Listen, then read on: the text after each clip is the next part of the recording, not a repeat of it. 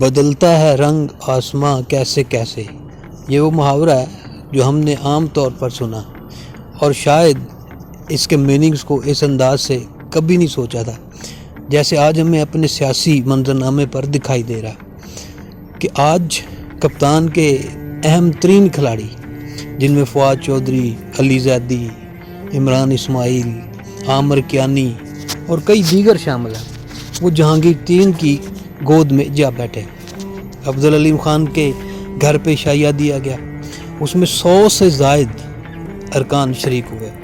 انتہائی اہم باتیں ہیں کہ کبھی یہ لوگ کپتان کے گن کھاتے تھے، عمران خان کے گیت گاتے تھے، ان کے موقف کو ڈٹ کے دنیا کے سامنے پیش کرتے تھے، ایک سے بڑھ کے ایک پریس کانفرنس ہوتی تھی اور یہ عمران خان کہتے تھکتے نہیں تھے۔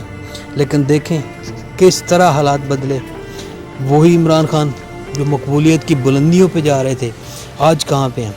ایک چھوٹی سی غلطی کون سی کہ جو 9 مئی کے واقعات ہوئے، ان واقعات نے کہاں سے کہاں تک پہنچا دیا، اور اس توڑ پھوڑ نے جہاں پوری قوم کو شرمندہ کیا، نقصانات کیے، اس کا سب سے زیادہ نقصان اس مقبول ترین پارٹی کو ہوا۔ سیاسی حریف ہوتے ہیں، وہ ایک دوسرے کے اوپر الزامات بھی لگاتے ہیں اور موقع بھی دیکھتے ہیں۔ ہم لوگ جانتے ہیں بڑے اچھے طریقے سے کہ ہمارے ہاں کتنے بڑے موقع پر سیاستدان موجود ہیں، لیکن اس طرح سے حالات بدل سکتے ہیں، اتنی تیزی سے حالات آگے جا سکتے ہیں، شاید ہی کبھی کسی نے سوچا ہو۔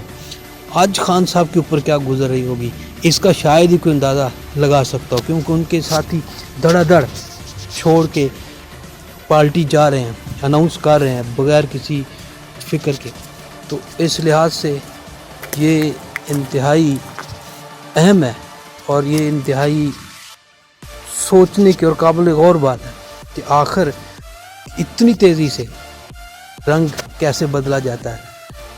اگر کوئی مجبوری بھی ہو، کوئی دباؤ، کوئی پریشر، کوئی بہت کچھ، جیسے ہم نے دیکھا کہ ان کی گرفتاریاں ہوئیں، چند دن جیلوں میں جانا پڑ گیا۔ اس سے پہلے جب 2018 میں نون لیگ کے خلاف انتقامی کارروائی اسی عمران خان نے شروع کی، تو اس وقت ہم جانتے ہیں تو شہباز شریف، نواز شریف، مریم نواز، خواجہ سعد رفیق، اس کا بھائی، اسی طرح دوسرے اہم لیڈر احسن اقبال، رانا ثناء اللہ، سب کو گرفتار کیا گیا، گئے جیل، بڑی دلیری کے ساتھ رہے، ایک دفعہ نہیں، 2 3 مرتبہ جیل گیا، پھر ضمانتیں ملی، بڑے برے حالات میں رکھا گیا۔ خواجہ آصف بہت کہانی سناتے ہیں کہ ہمیں کس طرح سے گرفتار کیا گیا اور کس طرح سے ہمیں کنٹرول کیا گیا، لیکن کسی نے پارٹی اس طرح نہیں چھوڑی ہے، یا اس طرح کہہ لیں کہ اس طرح کسی نے رنگ نہیں بدلا جتنی تیزی سے اب بھی رنگ بدلا گیا یا چینج کیا گیا۔ لیکن آج جو کچھ ہوا وہ ساری قوم نے دیکھا، کسی نے سوچا بھی نہیں تھا کہ شاید اتنی تیزی کے ساتھ اس طرح سے بھی ہو سکتا ہے، اور یہ ہوا۔ دنیا نے دیکھا کہ آج وہی فردوس عاشق اوان، وہی شاہد حسن چوہان جو میڈیا کے سامنے بیٹھ کر ایک سے ایک بڑی بڑک مارتے تھے، ایک سے ایک بڑی دعوے کرتے تھے، اپنے آپ کو بہت خان کا جو ہے نا وہ پیٹریوٹ، بڑا اس کا مخلص ساتھی ثابت کرتے تھے، آج دیکھیں ایک ہی شائعے نے سارا کچھ کھول کے رکھ دیا۔ ایک نئی سیاسی جماعت استحکام پاکستان پارٹی کے نام سے معرض وجود میں آ گئی اور آگے اپنا کردار ادا کرنے کے لیے تیار ہے۔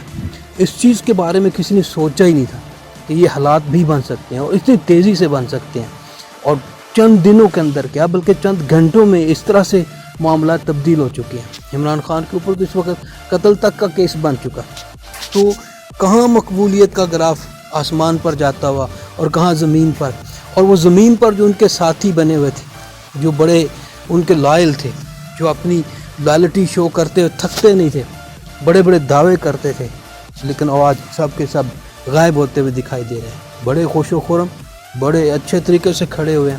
تو اس سے ہمیں حالات کا اندازہ لگایا جا سکتا ہے اور ہم سوچ سکتے ہیں کہ یہ سیاسی لوگ، یہ سیاسی رہنما، یہ کتنی تیزی سے رنگ بدلتے ہیں۔ گرگٹ بھی شاید اتنی تیزی سے رنگ نہیں بدلتا جتنی تیزی سے بدلا۔ ہم نے 2018 کے اندر دیکھا، گروپس کی شکل کے اندر نون لیگ کو چھوڑا گیا، چھوٹے چھوٹے بہانوں کے اوپر، خسرو بختیار اور یہ گروپ ہم لوگوں نے سب نے دیکھا تھا کہ کس طرح سے یہ لوگ جنوبی پنجاب کے اندر بیٹھے ایک صوبہ محاذ کی وہ ساری شکل بنائی اور کس طرح سے انہوں نے یہ نون لیگ کو چھوڑا. اس وقت بھی کسی نے شاید نہیں سوچا ہوگا, یہ اس طرح توجہ نہیں دی ہوگی کہ آخر یہ سب کچھ کیا ہو رہا ہے, اس کا نتیجہ کیا نکلے گا.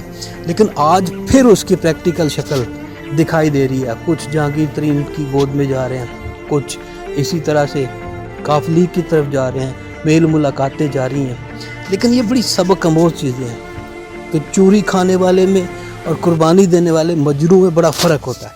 اس کی پہچان شاید خان صاحب کو نہیں ہو سکی, نہ وہ حالات کو سمجھ سکے, اور اس کا فائدہ ان کے سیاسی مخالفین کو پہنچا.